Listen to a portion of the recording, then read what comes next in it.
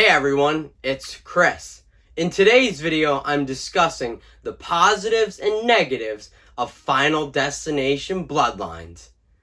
Let's get into it!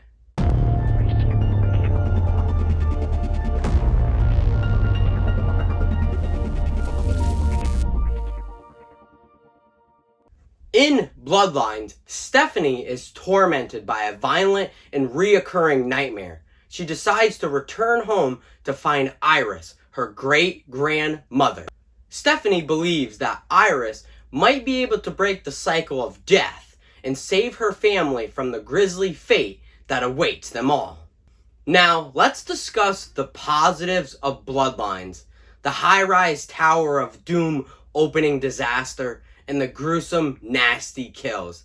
First, the initial disaster, the Skyview Tower. Iris and Paul attend the opening night of the Skyview in 1968. The tower stands 494 feet tall and weighs 9,000 tons. The tower is made from steel, reinforced concrete, and glass, and was completed 5 months ahead of schedule. This tower is totally safe. Iris notices signs of death from the start. A cramped and creaking elevator, rattling doors, squeaky glass, a shaky support beam, open flame, and the wind whistling. Oh shit, death is near, a gust of wind. The disaster begins when a shard of the chandelier cracks the dance floor and a fan blade punctures a gas pipe because of a penny. As the dance floor shatters under the guests' weight, they fall to their deaths, including Paul. The accident sparks mass panic as the other guests try to evacuate. Amidst the chaos, an older woman runs into a chef carrying a still flaming pan, which sets her on fire. She then runs into the accumulated gas leaking through the vents, creating a large fireball that incinerates many guests. I'm wondering if that was one alcohol drink they did serve at the Skyview. Fireball. I do like the shot when JB is essentially in like a food cart, and as he's looking out, he literally sees his mom like essentially being burned alive, seeing her face melt. I really do like that shot. Crumbling stairs cause more guests to fall to their deaths. An older man is cut vertically in half between the doors of the elevator. Now, when I first watched this, my very first reaction of seeing that old man essentially vertically cut in half between the elevator doors, I was like, damn, he's no more, he is dead. Out of the whole disaster, premonition, nightmare in the beginning of the film, I really do like this elevator vertically dissecting that old man. I really think that's a really gnarly kill. But let's get on to more of some of the other kills in the disaster. With the structure integrity compromised, a large portion of the restaurant begins to tilt downward, causing everyone except Iris to slide into the outer glass windows.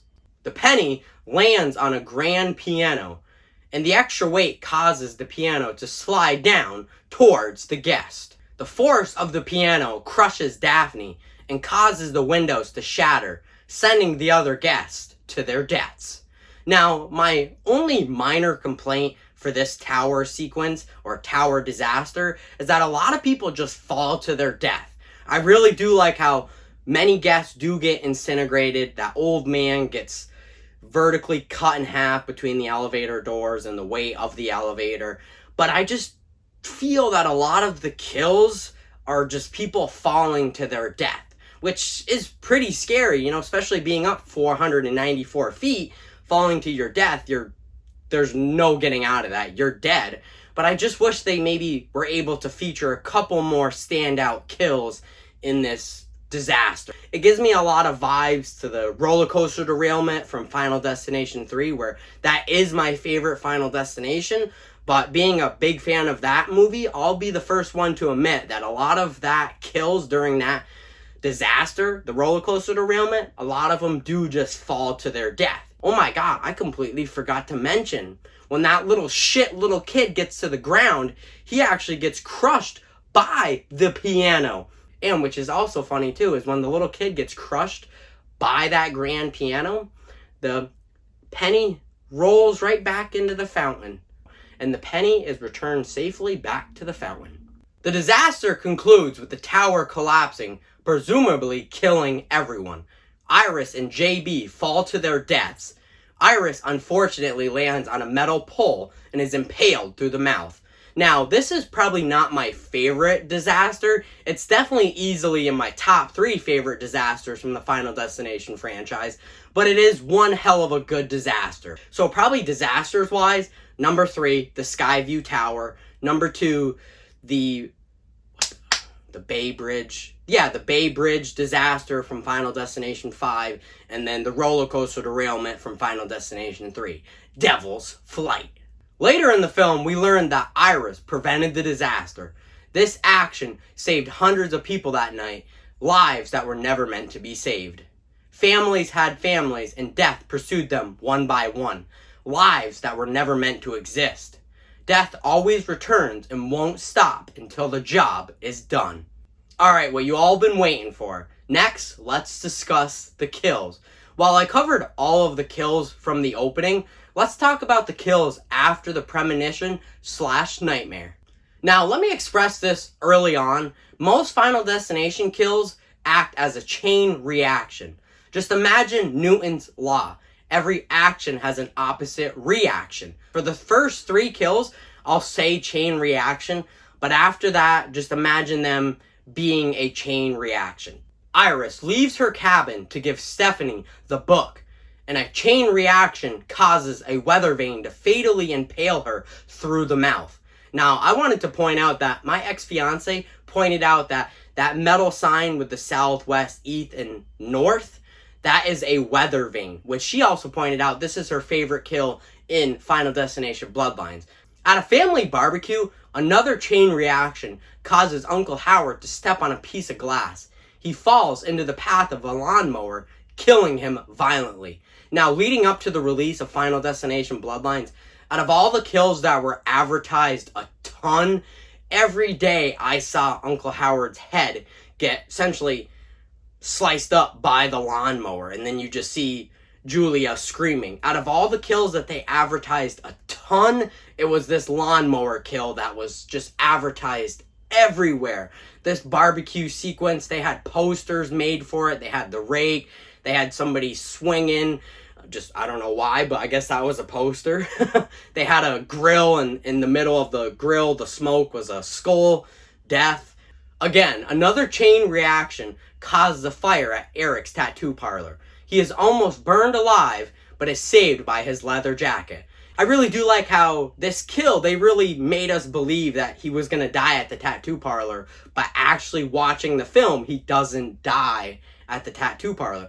I mean, he almost gets hit by a UPS truck, and then they kind of throw us for a wrench where, because Aunt Brenda essentially had an affair with another man, and that's Eric's real father, he's actually not technically part of their bloodlines. And another thing I wanted to mention is that skull, that essentially that death skull in the tattoo parlor. You can't tell me that doesn't look like something Eric bought on Spooky Island. After being hit in the face with a soccer ball, Julia falls into a trash can. She is then thrown into a garbage truck. A trash compactor then crushes her. After watching Final Destination Bloodline multiple times, you can definitely tell some of the kills lean more towards that cartoon aspect of the later sequels, which somebody pointed out to me last night that the first Final Destination and the second one, the kills could definitely seem like they could really happen. Yes, they were exaggerated, but they kind of still had that realism to them where that could possibly happen to somebody, you know, but in later sequels, they definitely lean more towards that cartoon aspect. How are we going to find another way to really kill these people in gruesome and gory ways? Where, yeah, they're more cartoonish and they're really more gory, but they feel less realistic.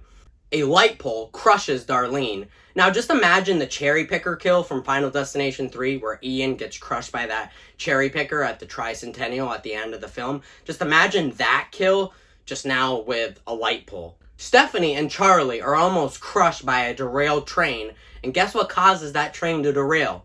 the penny. But instead of getting crushed by the train, they are smeared against the pavement by logs, which is like essentially a callback to Final Destination 2, because everybody just mentions the log truck, the log truck. Yes, that's a very iconic kill. Yes, nobody's going to drive behind a log truck, but you know, maybe a log going through a windshield, maybe he's not going to have the same impact as it just coming out of nowhere and smearing them against the pavement. Like, yeah, that's a cool smearing kill, but maybe getting crushed by a derailed train, that would have been better, because then that would have essentially, they would have had the same fate as Wendy Christensen at the end of Final Destination 3, where we don't actually see her get hit by the train, but it's implied that she's no more. She is dead.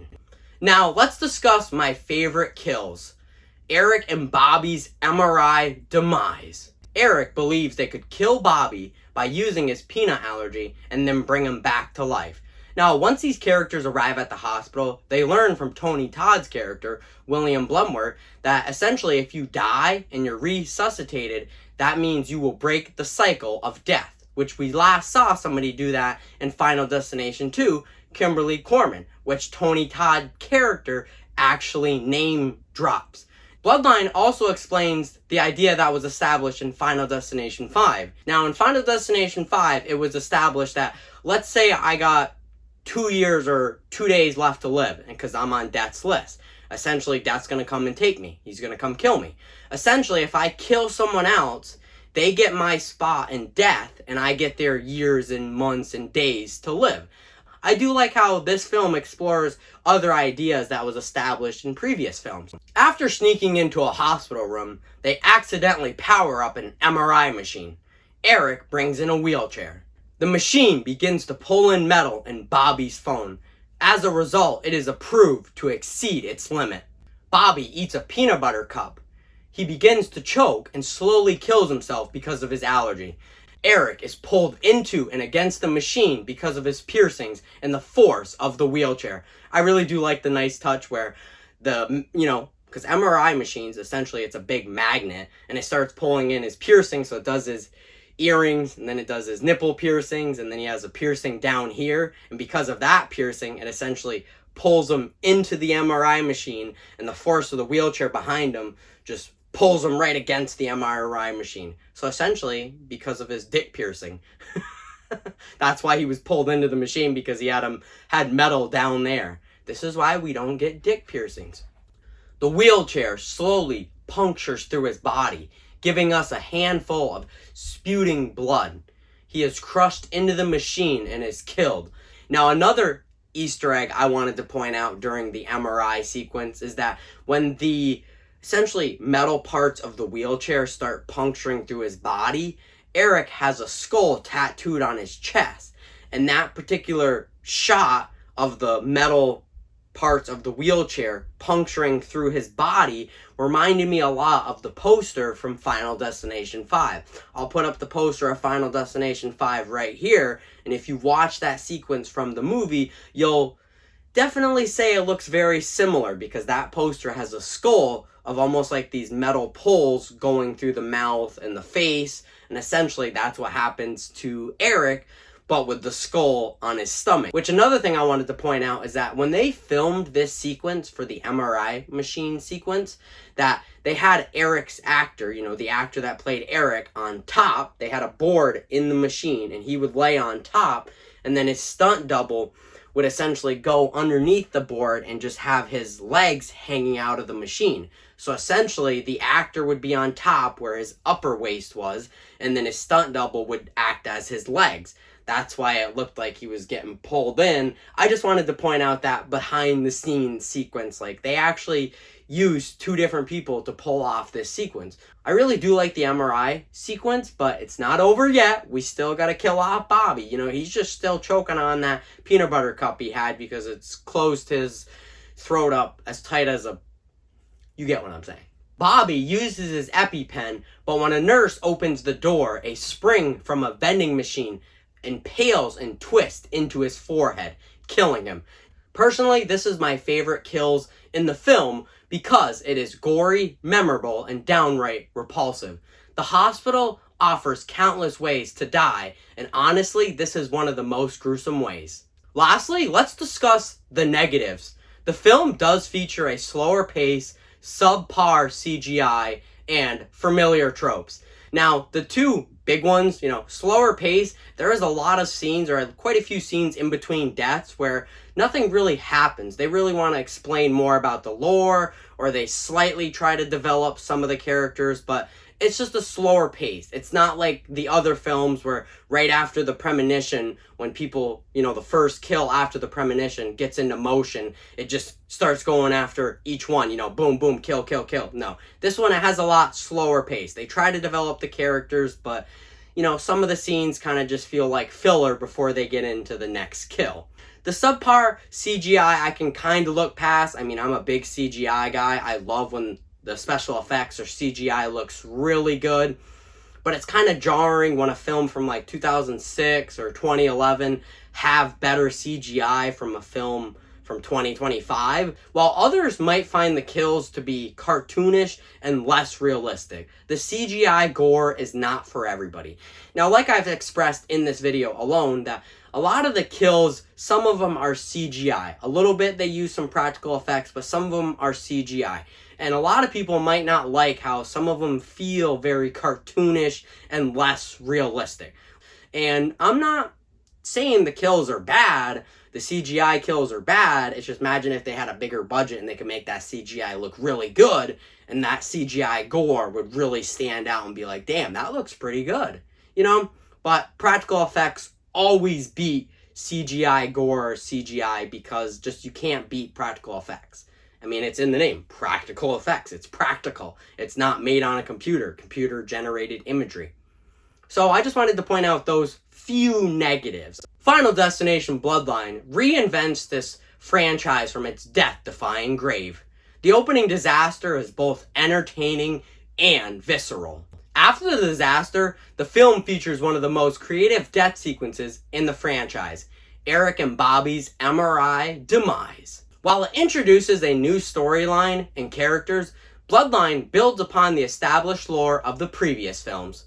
Bloodlines is filled with Easter eggs and nods to the franchise and its universe. Tony Todd's final performance feels genuine, and many fans will always treasure his final film. You could say Final Destination Bloodlines was Tony Todd's final destination. Final Destination Bloodlines delivers a fun, gruesome, and suspenseful experience. Now, if I had to rate all 6 Final Destination films, from 6 being the worst and number 1 being the best, number 6 would be The Final Destination from 2009. Obviously, that's the worst one. Many fans have said that. Number 5 being Final Destination 2 from 2003. Now, number 4 would be Final Destination from 2000, the original film. And then number 3, in my top 3, would be Final Destination Bloodlines. Number 2 would be Final Destination 5. And then my top favorite Final Destination film is Final Destination 3. Even after watching Final Destination 6 or Final Destination Bloodlines multiple times, it is a really good Final Destination movie. It's easily, like I said, in my top 3. It's just not my favorite one. I feel like I have such a fond memory of Final Destination 3 because that was the first one I watched in this franchise. In 2006, little 8-year-old me was probably not supposed to watch that movie, but I did, and everything from that movie has just been burned into my memory. Let me know down in the comments, which one is your favorite Final Destination movie? Have you watched Final Destination Bloodlines? Is it your favorite one? Is it in your top 3? Were you not really a fan of it? Just let me know. Direct message me. You could even message me on Facebook, Chris Rayborn. I'm Spider-ManChris, and I'll see you in the next one.